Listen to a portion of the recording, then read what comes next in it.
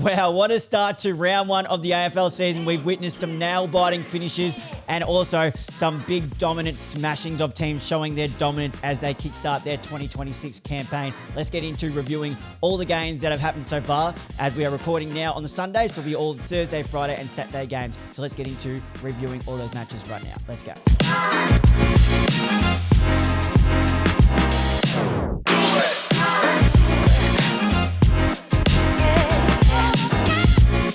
Hello, everybody, and welcome back to the Up the Guts podcast. Joining you as always is your host, Trent D'Alton, or some of you might know me as Tricky. And yes, we have seen at least, we're getting into the back end of the round one now. Obviously, right now, as we speak, I want to say, has it kick-started? I imagine it would have kick-started the first game for the Sunday as we just load up the AFL app. So yeah, currently as we look at this, it's 12 minutes into the first quarter between North Melbourne and Port Adelaide, and Port Adelaide have a 10-point lead over North, 2 goals straight.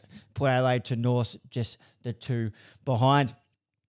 But as I always say, guys, if you're listening to this via Spotify and Apple Podcasts, make sure to leave a like and comment on this if you do enjoy the show. And if you're watching this on YouTube, as I've noticed that that's where a lot of my viewers has been coming from. I can't stress enough that the algorithm has been really liking likes and comments. So let's make sure if we do enjoy this video to leave a like and comment on this episode, hit that subscribe button and turn the notification bell on. We've seen a lot of climb in subscribers and listeners and views as the footy season amps up. So let's try and get towards 400 subscribers by at least the midway point of this season. But without further ado, let's kick off with the Thursday night match.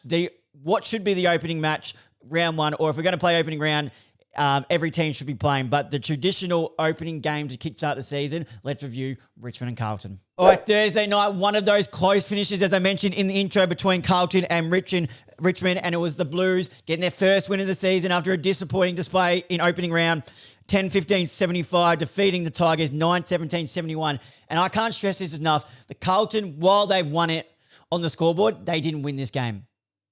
This was Richmond's game that they have lost. 9 goals, 17. And we get into it like Tom Lynch kicked 2 goals, 7. So while he played a really good game on the stat sheet, meaning he presented, had all the opportunities, but pretty much was the reason that the Tigers lost the game in the end. So as I mentioned, we'll go over the goal kickers too. Multiple goal kickers for the Blues was Mackay with 2. And I like the move of swinging McGovern forward because they wouldn't have expected that. Looked like he was not doing it enough in the back line, and where they really struggled, the Blues, was having a key target down there. Mackay was not great in opening round. While he did answer back this week, kicking 2, would have liked a little bit more. But throwing McGovern forward just added that extra tall down there. Obviously, Brody Kemp down there as well, just kicking the 1 goal. But McGovern's that guy who you can flip forward and you know he's going to hold on to a good mark. So I did like that move from Michael Voss. Lynch kicked 2. Layla looks like he's going to be an absolute star. Start off the set. I don't want to put the jinx on him, but he's come back looking really, really fit, really, really muscly, big, bulky. Hopefully these injuries are behind him because he could build a really good season. He kicked 2. And as Mansell, there's something about Mansell. I know Kane Corn says he could be one of the top small forwards in the competition. That's the type potentially has. And I couldn't agree more. He's hard at it, applies that forward pressure, but consistently hits the scoreboard and has that little bit of speed around the stoppage as well. Wouldn't mind seeing him even run through the midfield sometimes just and in bursts. Has that little thing. The only thing that Mansell has against him, he just needs to stay off, not getting suspended, because he has a little bit of that white line fever, plays the game hard, but it can cost him at times where he has been suspended for a couple of games here for whether it's dangerous tackles, jumper punches, all the like. So Mansell, if he stays suspension-free, could have a really good season here for the Tigers. As for disposals, Jagger Smith, he's just all class, and he just keeps on, in his second season. 32 disposals and 11 score onwards. Cripps responded after people, David King in particular, and I'm a Kingy man. I love Kingy. But they questioned whether the game has gone past him, what they're going to do with him. He responded in a massive way as a skipper. 32 disposals, 19 contested, 9 clearances, and 10 score robins. And Walsh, if Walsh can stay fit, he's the right player that Carlton need to push forward. 30 disposals, 80% efficiency, and 6 clearances. He's just, I've noticed, I like him a bit more on the outside with Cripps in on the inside and Hewitt around there as well. I found when Walsh was getting injured, they were having him to play a bit more of an inside game where his run on the outside is what's more and his cleanliness around stoppages. So like while he will be in the inside with the cleanliness, what I'm saying, he gets on the outside, but when it's in the stoppage region, he is clean with the hands, but he also has that beautiful run, can run all day on the outside. Just ultimate work rate does Sam Walsh. And I think that's exactly what Jagger Smith has too. Works whether he's in the back line, whether he's in the forward line, but his work rate is enormous. Had 16 disposals in the first quarter. It just shows how much he gets up and back and continue his work. And that's enormous from a second season player. Well, it's in his second season, but only his second game. We see the work rate is there. And I know, what was it? I can't remember. I think it might have been Sam Doherty who said it. The season where he did his ACL, while he would have loved to be playing there, has done him the best work for the greater good, because he came to the club as a good runner, but not an amazing runner. Now he's top 5 in all their time trials, and you can see that with the amount of work rate he puts out. But there's no doubting Jagger Smith is going to be an absolute star of this competition. And I think he has that traits of Jagger Smith, of Sam Walsh, the work rate and getting out of there. But he's probably the more clean player in there, just all class. He's that clean on the outside, whereas Cripps and Hewitt get it in ball. And Sam Walsh can play an inside game too, but I do prefer his run on the outside. Bit of a waffle on there, but you get the idea. As we go over to Short, was probably the one I would have loved to see him chucked in the midfield at times when the Blues were smashing them around stoppages. But he was good. 29 disposals, a goal, 10 marks, 9 score involvements, 753 metres game. Taranto, 29, 7 clearances and 7 score involvements. One downfall was Jacob Hopper. He just didn't really show up. Taranto was looking to do it on his own. That's when I would have thought chucking Jaden Short in there would have been really good when the game was on the line, because he has that leg speed and drives the ball into the forward 50. But at the end of the day, inaccurate kicking cost the Tigers the game. The Carlton didn't win this. Richmond lost it. That's win. One thing I have noticed is Mark Pittenhead's loving this new one-man ruck, and he's proven a threat in the forward 50 as well, whether it's in the stoppages or in the ruck stoppages, giving oppositions giving away free kicks, but he's also crumbing his own work. He kicked another goal to go along with 25 hit-outs, 13 disposals and 6 clearances, backing up his 3-goal effort last week. So he's had a really good start to the season. And we also got to see the debut of Sam Grill. Not grilled, GRLJ, pronounced as Sam Grill, and he looked very, very good in his debut. Looked like he deserved to be out there. You could have mistaken him for a couple season player. 19 disposals at 90% efficiency, 7 marks and 5 intercepts. The Tigers have got a really good one there off that half-back line. Can push into the midfield later in his career as well. And they've still got Sam Cumming to come. Still got Josh Smiley. So the young talent is exciting for the Tigers. So hold on, Tigers fans, because there is some potential coming through, led by number 1 draft pick Sam Law, of course, who is that more. He's not going to get you plenty of the ball, but he is that impact player. All right, we head over to Friday night, the line in the sand rivalry, Essendon and Hawthorn at the MCG, and it was the Hawks stamping their authority, winning this one by 62 points. Essendon were good for the first quarter and a half, then just really fell away. So Essendon 13-5-83, defeated by Hawks' 21-19, 145. Goal kicks for the Bombers. Dyson Sharp on debut kicked the 2. Durham was impressive with 2, and Dersma also kicked 2. And Al Akar, I want to say he's pronounced his name, also kicked a goal on debut, so that's positive signs there. How can you hate this man? How is Gunston still doing it at this age? He kicked 5. Nick Watson, the wizard, he kicked 4. Former guest of the show, and he's loving this new role for the midfield. So damaging. 4 goals from his 17 disposals, laid the 5 tackles, 11 score involvements, had a clearance from the centre bounce as well. Him getting up the ground and using his leg speed is going to be such a threat for opposition, but it's going to be such a valuable asset to the Hawthorn Football Club too, because he's always been... we know how quick he is, and he tacks it at 100 miles an hour. Good luck trying to keep up with him if he gets on the outside. So I'm loving this new role where he's pushing up, playing a bit more midfield, playing a bit higher up the ground, because he's getting his hands on the ball. And not only that, I feel like he's a confidence type of player. So getting his hands on the ball early, getting him into the game, is when you're going to get Nick Watson the best. That's when he's going to start hitting the scoreboard as well. So a really good performance there by the Wizard. Connor McDonald, after a tough week, was another one. Another one who was really impressive. Obviously, all the stuff that came out about Dylan Moore, all all that stuff would have been weighing heavy on his head. And it was great to see him just come out and perform. He kicked the 2, but he also had 24 disposals and 12 score involvements. So it was really good to see him respond after a really tough week, as did Dylan Moore as well. He had 24 and a goal and 13 score involvements. It wouldn't have been an easy week for those boys. Obviously, now we know kind of why Dylan Moore had his vice-captaincy stripped. It was a bit of a pre-season when it happened. It was a bit of a what's going on here. Now we kind of know, and we know what a tough situation it would have been for the boys. It was good to see them come out and respond in the manner that they did.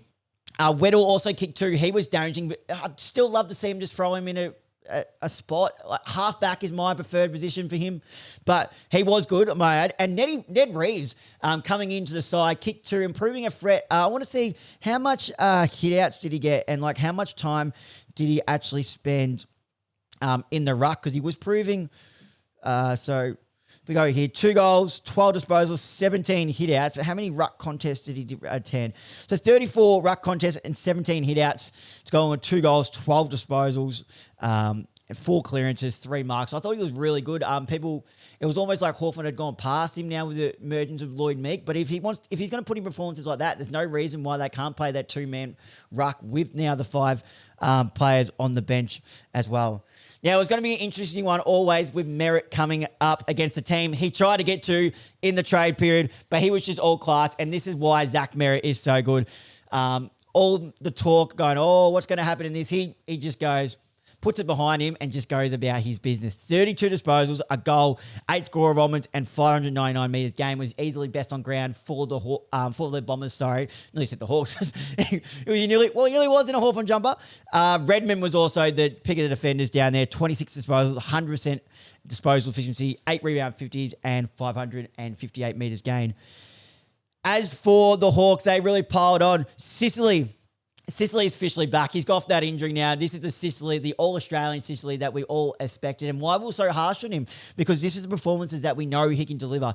26 disposals, 85% efficiency, 11 marks, 8 intercepts, and 8 score involvements. Josh Ward, arguably one of his better games of his career, 26 disposals, 85% efficiency, 5 clearances, 5 tackles, 2 goal assists, and 12 score involvements. He was huge. And then we mentioned McDonald and Moore as well. It's good to see the Hawks midfield respond, as we did mention, but the big thing is Essendon's defence is could again be a worry. They've had 145 points kicked on them, 21 goals, and it could have easily been more if the Hawks kicked straighter. But it's almost like if Jordan Ridley's not there directing the traffic, who's the one calling the shots and directing the traffic? Because Ben Mackay, he doesn't seem like the type of guy who's going to direct traffic. They need Jordan Ridley down there and fit. And obviously they're missing Zach Reid, I believe. He's still injured. Am I right in saying Zach Reid?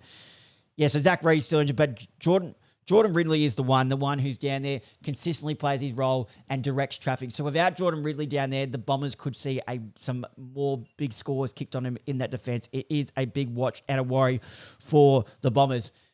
Arguably, the highlight of the game was Marbio Charles' massive mark from the back of the pack. He went and absolutely flied, and this is the type of thing Marbio Charles can produce. He's that player who can pop out of nowhere and do it and look like he's one of the best forwards, or one of the most exciting players is probably the better way of saying it, in the comp. And then he goes missing. But when Marbio Charles is at full flight, one of the more exciting forwards and can go into the ruck and be another midfielder in the comp. So that mark, I know we're only 2 games in, but it's definitely leading the mark of the year at the moment. Marbio Charles, well done there. All right, then we head over to Saturday in the absolute mauling of the Bulldogs of the Giants. Bulldogs smashed them by 81 points, showing that they are such a scary threat in this game. There's not much to talk about in this game. There's like a couple of key points, but I don't want to gloss over it much because of how much of a smashing it was. But 81 points, 21 goals, 8, such accurate goal kicking there from the Bulldogs, 134, defeating the GWS 7-11, 53. Norton kicked 6, Darcy kicked 4, and Bontempelli is on Brownlow watch. I know we say this every year, but this is why he is top 2 players in the competition. 3 goals to go along with 33 disposals, 6 clearances, 11 inside 50s, 2 goal assists, 11 score runs, and 677 metres gained. If he goes a career without winning a Brownlow, it just doesn't feel right. He's been the best player in the competition for about 10 years now, or like top two. It's between him and Dacos. Before Dacos came along, he was outright the best player in the competition for a 10-year period. If he doesn't win a Brownlow, I'm not sure. We have this debate at work all the time. Who's the better player, Cripps, Bontempelli? Now, Cripps does have the 2 Brownlows, but if I had to choose out of them, I'm taking Bontempelli every day of the week. He's consistent, and the fact is he damages it on the scoreboard. It's the only way you win games is by kicking goals, and Bontempelli is a goal-kicking midfielder and another player who could play as a permanent forward and still impact the way he does. Absolutely phenomenal performance by him. Lockie Jakes was really impressive too. In his second game, I believe it is, 29 disposals, 9 marks, 7 rebound 50s, and 567 metres gained. But the Dogs look scary. There's nothing more to talk about there. The Dogs look scary. They smashed them in clearances, 45-26, and I know the Giants have a lot of outs, but they really do need to go back to the drawing board for this one if they want to try and make the finals. I know they beat Hawthorn, but this was a really, really, really poor performance and a great performance by the Dogs, but this one's going to hurt the Giants without a doubt. We head over to the game of the round, Geelong and Fremantle. The Geelong Cats have come back from, I think it was 37 points down. What a magnificent victory. The Dockers came out and kicked the 8 goals in the first quarter, and we thought, oh boy, are the Cats going to have another performance like they did in the Gold Coast?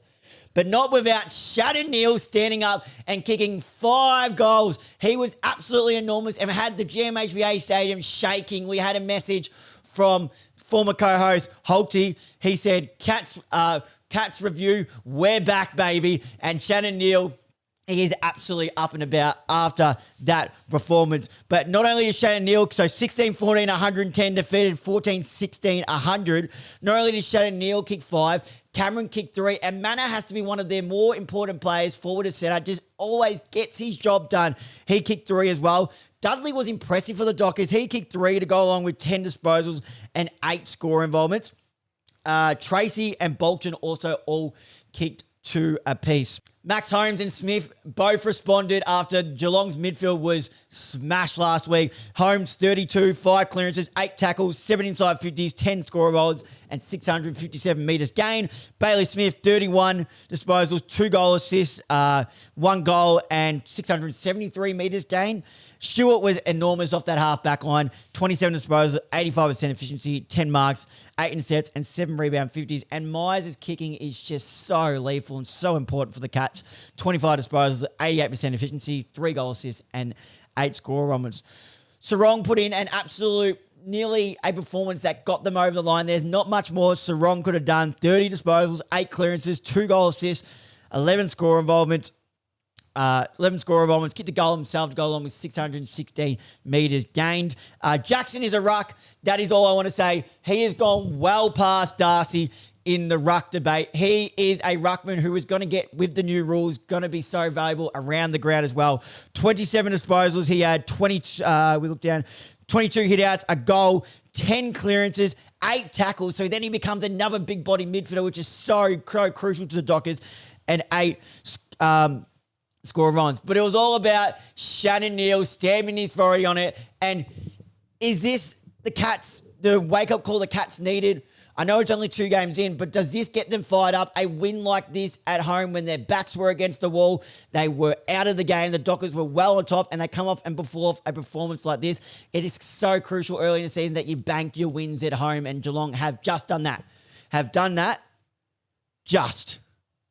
It was a tight one, but they got it done, and that's what the best teams do. Full header Saturday night, and we kick-started with Sydney v Brisbane, and Sydney, as expected, just dominated the Brisbane Lions and undermanned Brisbane Lions by 44 points, 15-14, 104, defeated 8-12, 60. The only worrying signs for the Swans was that Errol Goulden, shoulder, and Isaac Heaney, hamstring tightness, both left the ground and didn't come back on in the final quarter. So fingers crossed it is not too much there because we know how important, they're probably their 1 and 2 most important players in that team at the moment. So hopefully all is well. It sounds like Goulden's is more serious than a Heaney, but we have to wait for the scans and injury report to come back on that one. So fingers crossed there for Swans fans. While Curnow had a quiet night, and hats off to Ryan Lester. I said Curnow could have kicked 6 on Ryan Lester. I think I said it in the preview with the cards he was dealt. Hats off to Ryan Lester. Kept him goalless, just 2 behinds. But if Curnow doesn't get you, that means with the underman, they have no Gardner, no Payne, no Andrews. That means one of them's going to get off the leash. And that one was a podcast favourite. Joel Amati, the Amati party, stepped up. He kicked 5. Heaney, McDonald, and McInerney after his 31 disposals, 3 goal performance last week.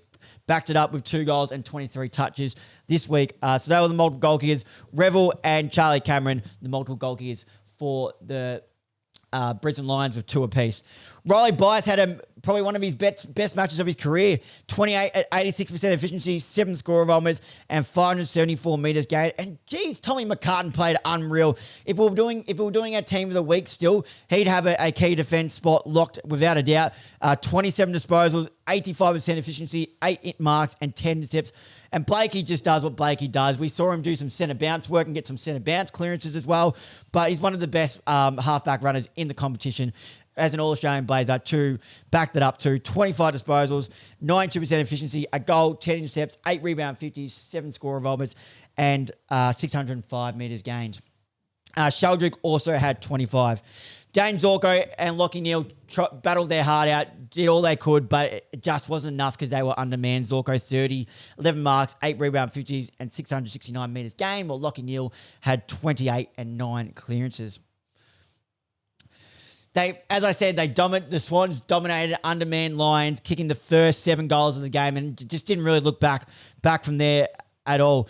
The Lions, interestingly enough, actually won 22 more clearances than the Swans, but then just lacked the forward connection going into the forward 50. Obviously, no Logan Morris down there, so it was up to Allen and Gallup, and it looked like Draper was spending a bit of time down there as well, but they just couldn't seem to link up there. So 22 more clearances, but without Logan Morris there. Is Logan Morris that much of a big...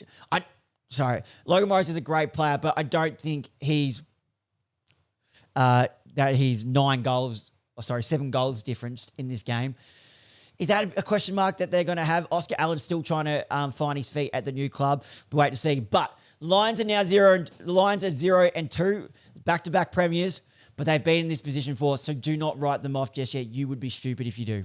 And to wrap off the Saturday night games, it was Collingwood hosting the Adelaide Crows at the MCG. Unfortunately, the Pies fell just short by 14 points, 11-13-79, defeated by Crows 13-15-93. The Pies did come late as the Crows dominated in that third quarter, kicking 6 goals in 20 minutes just after halftime. And it looked like they were running out of legs and the Pies were coming, but just some missed opportunities in front of goal. I think McStay missed one and there was a couple others who missed 2 or 3. Just really, really cost him in the end. Nick Dacos, Schultz, Roland Still, I'm really liking the look of him. Jamie Elliott, all kicked 2. Silthorpe was really good, kicked 3. Fogarty 2, Cumming 2, and just back on Thilthorpe, we saw when the Pies started getting on top late in the third, then early in the fourth, they chucked Riley Thilthorpe into the midfield. Now, if that's something that we're going to see consistently in the season when they're not getting much movement going forward and they're getting getting smashed in clearances, that's a scary sight. Imagine standing on Riley Thilthorpe, 200 plus centimetres, easily 100 plus kilos, 110. If that's the type of player you're going to stand on, that is a scary sight for the competition because he'll just run. He's got the athletic capabilities to run around too, so he'll just run through players and good luck trying to take him down and line up on him at stoppages. He'll just outbody anyone. So that's a scary sight down there.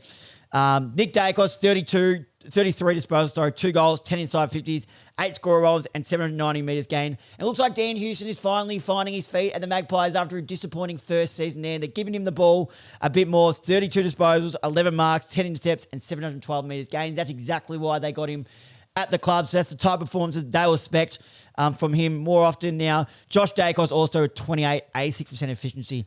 Wayne Malira was absolutely enormous down in the back line. 34 disposals, 94% efficiency, 7 intercepts, 8 score runs, 673 metres gained.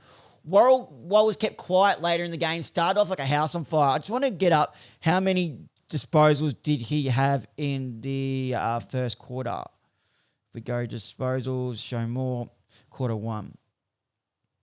So he had 13 disposals in the first quarter, had 18 and a half times, so then kept to 10 in the second half. So he was kept, I don't know who went to him, but he was kept reasonably quiet. But I was just sitting there going, any chance of them not kicking to Josh Worrell? He's the only man who's going to intercept it. We saw him do it last year. He was probably stiff not to even get an All-Australian blazer. But if he plays like that, I reckon that All-Australian blazer is coming his way. 27 disposals at 89% efficiency, 8 marks, 9 sets, and 7 rebound 50s. Alex Neale-Bullen probably played his best game for the Adelaide Crows, 26, a goal, and 12 score moments. And Rory Laird also had 25, 84% efficiency, and 11 marks and 8 intercepts.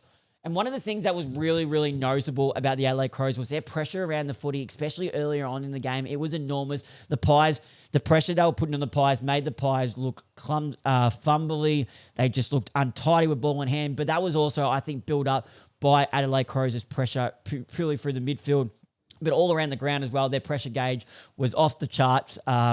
It was enormous. And I think that's what they have to do, because there's no question that their midfield is not... while they finished on top of the ladder last year, their midfield is not one of the best in the comp. So I think if they can apply the pressure, they can probably get away with a bit of that lack of talent through that midfield. Josh O'Shelley was really good, though, pushing up 24 disposals and a goal. But I think that's the type they're going to do. The likes of Pete Ling, Neale-Bullen, pushing into the midfield as well. Just need to apply that tackling pressure and just really... make the opposition really, really untidy, and then they can pounce on it with their runners off halfback, getting it into their big tools in Thilthorpe, Fogarty, and Walker. So that's where I think they could be really, really damaging in 2026 if that's the way. That's the way they're going to win games or be competitive against other midfielders. Because if they're not applying that pressure through the midfield in the centre of the ground, other midfields who are class, like a Gold Coast Suns, are just going to run all the way over on top of them. Well, there you have it, guys. There are all the matches up to Sunday as we are now. As we are recording this, it is North and Port Adelaide. And North are actually on top by 13 points, 5-4-34 to Port Adelaide's 3-3-21. Cam Zerha's kicked 2. Trem Bath's kicked the 1. Stevens and Larkey have kicked 1 apiece. Well, Burn Jones, Whitlock, and Georgiadis have kicked 1 for the Kangaroos. Sheasel has 14, and Butters also has 12. But that's going to wrap up today's recording. Thank you guys for watching and listening along. If you're watching this on YouTube, please, guys, remember the algorithm favoring likes and comments. So if you enjoy this, make sure to leave a like and comment on this video. Hit that subscribe button and turn the notification bell on as we race towards 400 subscribers. Subscribers is what I was trying to say. If you're listening to this via Spotify and Apple Podcasts, make sure to leave a like and comment on this episode. Hit that follow button, turn the notification bell on so you're notified whenever we upload. Share this off to a mate who's a diehard footy fan like I am. And please, guys, remember to leave a 5-star rating on the show if you do enjoy listening towards this, as that does help push the show out there to new listeners. Thank you guys for watching and listening along. And until next time, I'll see you guys then.